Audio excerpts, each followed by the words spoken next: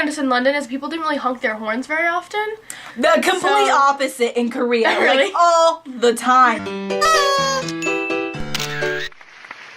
Hey guys, so today I'm here with Emily, my friend Emily, and today we're going to discuss about our study abroad trips and how different our universities were and how different our universities that we went to are to the one that we are currently going to in the States. I'm sure there are a lot of differences. Where did you go to? I studied in London. I was at King's College in London. And I think y'all know I was in Seoul, South Korea. Loved it. Okay, so I don't know too much about your program, or like how many classes did you take? I only took one because I was only there for 4 weeks. Yeah. Yeah. Which class was it? It was a contemporary London theater class. Which would be the ideal place to do something like that. Yes. But yeah, have you like noticed differences between like your university where you went abroad and like the one here? Well, the one in London it's in a big city, and we're in a small city, so it didn't have like on-campus housing. So like our housing was 15 minutes away from the actual university. So commute times is a lot shorter here. There's also, we were at just one building on the campus. There's like different buildings across the city. So we were at like at the Waterloo campus. So that was different as well. I think like my biggest thing, just like being a student, like an American student going to a different country, was like I felt like I was constantly being characterized as that American student, and going from being like the American student to just being a general student here is totally different. I think that's one thing people don't expect, is like you expect like race differences, but it's usually country differences. Did you ever feel like, oh, you're an American, so you must do this? Were you ever like felt stereotyped? Well, because I was there in the summer, I felt that difference, because it was like we were the only students there the first week I was there, and then there were like other foreigners coming to the campus. So I felt like we were all the foreigners in this foreign campus. Whereas here, I feel like everyone just kind of blends in. That's how I felt too, even with the foreign exchange students that I had on campus. Like they still like, especially since I was there during the elections and all that, it was like, the American student, this is your country, you represent that country. And I think the same thing happened like off campus, like just going around shopping, doing different things. Did you like, were people able to tell that you were American? Oh yeah, like right away. Yeah, people would be like, oh, where are you from? And we're like, the States. And they're like, yeah, no, obviously, but where are you from within the States? So yeah, people could tell like right away that we were American the moment we opened our mouths. Yeah, similar thing. I think it's pretty obvious that I am from, you know, America, but they don't get the difference between like northern accents and like southern accents, where I'm like, oh, I have a southern accent, and be like, I don't know what that means, and I can't hear it. It was like what everyone else says. Like all the Canadians knew I was from the South. Like I met this girl and she's like, oh, you must be from the South. I was like, oh, it's that obvious? She was like, yeah. I'll be like, unfortunate.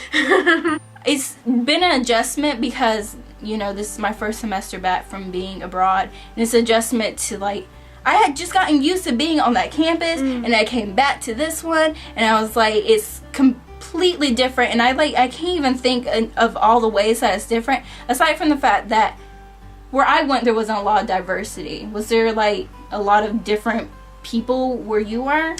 Not when I was there. There was our group, which was all Americans, and then there was another group, a massive group of, I think they were Chinese students, because they, like the exchange students? Yeah, and it was just like the same kind of program that we had, where it was like they came from one school, but there was a lot more of them, or from one program, but there's a lot more of them. So they all lived in the housing with us. So there was a lot of, it was kind of like a small group of Americans and a big group of like Chinese students. Do you wish kind of, because you stayed a month? Do you wish you had stayed longer? I think that I would have gotten used to a lot more things if I'd stayed for longer. There were things that I was kind of ready to come home by the time the month was over, but if I had been forced to stay for longer, I would have gotten used to it eventually. Like just the sheer number of people in London, I wasn't used to, like so people no matter where you go all the time, constantly. So everywhere you turn, there's people. And so I think if I had spent more time there, I would have gotten used to that kind of flow of people being there all the time. But as it was, I was like, coming home. One thing that I had to get used to coming back was how loud people are, because in Korea they are not that loud. Like, don't get me wrong, they can be just as loud as we can, but it was like not constantly shouting and oh my gosh, hey girl, hey, like all that all the time. And I had to get used to the loud noises. Was it? One thing I noticed in London is people didn't really honk their horns very often. The complete opposite in Korea. Really? Like all the time honking horns. It was pretty quiet. I mean, there was like street noise obviously, but you didn't have people just like you go to New York City and it's just a constant like sound bubble, but there was not that in London, so that was a change. You said you didn't have air conditioning, right? Like they didn't do air conditioning, like that's just not their thing. There were a couple of like stores we'd go to that had air conditioning in them, but most stores didn't even have air conditioning, so I would have died. I feel was like maybe not so bad. We stayed in I'm pretty sure our dorm that we stayed in was for the foreigners because we were able to flush our toilet paper, which is something I don't know about where you were. You can't always flush your toilet paper. In most public restrooms, you can't flush your toilet paper. I will always forget that. Like, not to flush it. You're supposed to put in like this trash can next to the toilet, and yeah, I guess you could flush your toilet paper. Yeah, but our bathrooms cost money, so that was interesting too. That was a little bit different. Like if you went to like a restaurant or something, a lot of times it wouldn't cost money, but if you were like in the train station, you had to pay money to go to the bathroom. So you'd pay like 55 pence. So you had to find like 5 tens and a 5 pence. It was ridiculous. Yeah, so and some of them would cost like 30 pence, some of them would cost like 50 pence. God forbid if you really, really had to go and you didn't have change on you. Did they have like places where you could like get I found so out you the had hard to have way. the change. You can't put like a pound in and money comes back out. You have to put in exactly the right amount of money. And you can't, if it says you can use three 10 pence or 2 10 pence and 2 5 pence, you had to use that combination. You couldn't just start putting in like 1 pence little things. You had to use the combination they gave you. And if you didn't have that, then you go find someone who has change. I went to Starbucks. I got a drink, I got some change, I went back to the bathroom, and I used the bathroom. Was there any real difference between like your professors there and your professors here? No, my professor was from America. He was really? from a university in Arizona, so he was from America. So his style of teaching was very much something that I was familiar with. That was not the case with me. All of my professors in Korea were Korean, and so I had to get past the like Korean accent with the English speaking, because a lot of the times their words would get slurred and I wouldn't understand what they were saying, or sometimes they wouldn't understand me because either I would talk too fast or I would say something like I used the phrase catch-22 in one of my classes, and he didn't know what that meant, and so I had to figure out.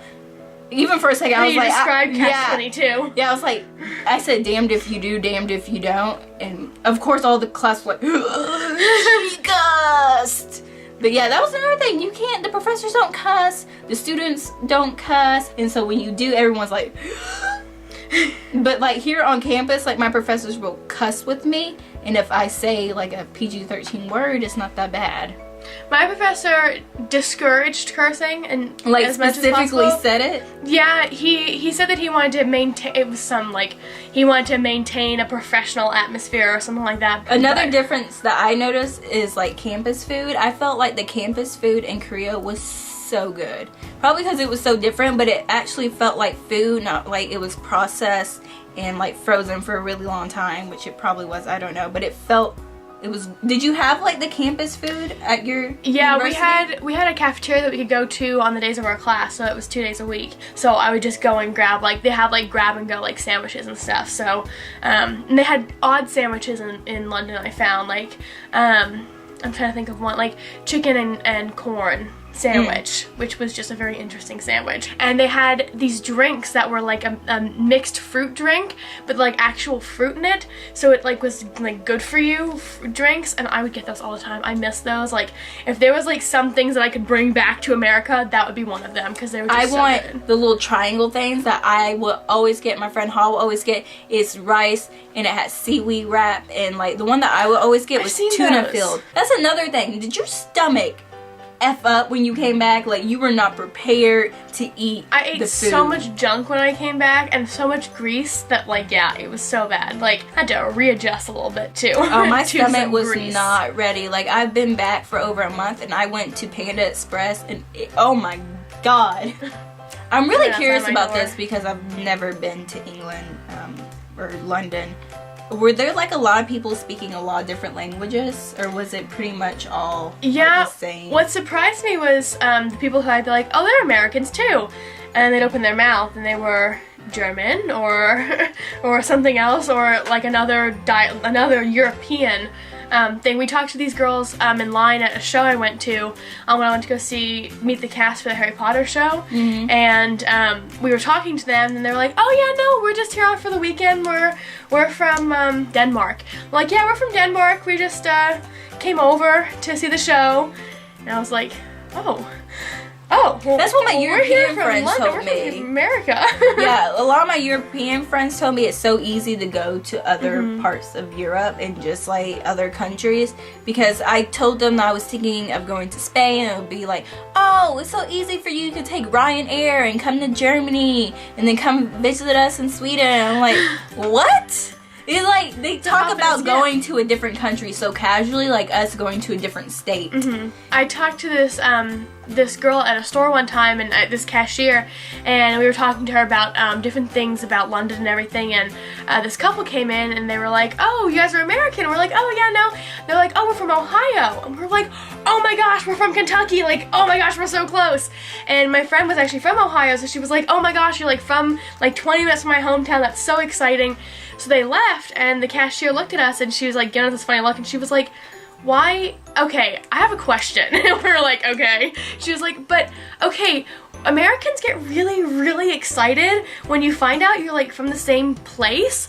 And if I found out someone was from my hometown, I would just say, I'm really, really sorry, because my hometown was really small and not very great. But like, you guys get so excited. Why is that? And I was like, because you don't understand. If someone says they're from the United States, they could be from 3,000 miles away from you, and you would never, if you're from New York, you could never ever meet someone from California in your entire life, and that could be the thing. Yeah. But if you're in England, like, the chances of her bumping into someone from her hometown is pretty good. The plane ride from London to Ireland is an hour and a half. I can't even get home in an hour and a half. Ireland to London? Yeah. I so want to go to Ireland. From like Dublin to London. It's a 9-hour train ride. Hour and a half flight in the U.S. What was that, like DC? You go from here to DC? I think that was like an hour and a half. I would advise you guys to study abroad.